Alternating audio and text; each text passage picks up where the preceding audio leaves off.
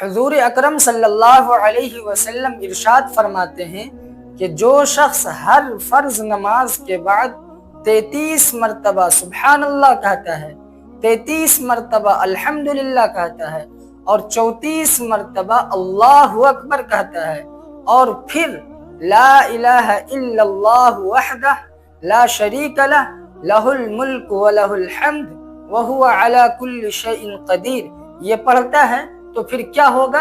غفرت لہ خطایا وان کانت مثل زبد البحر، یعنی اس کے سارے گناہ معاف کر دیے جائیں گے، چاہے اس کے گناہ سمندر کی جھاگ کے برابر کیوں نہ ہو۔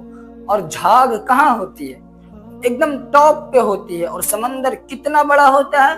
یعنی اگر بندے کے اتنے زیادہ گناہ ہیں اور وہ یہ اذکار کرتا ہے تو اس کے سارے گناہ معاف کر دیے جائیں گے، چاہے وہ سمندروں کی جھاگ کے برابر بھی کیوں نہ ہو۔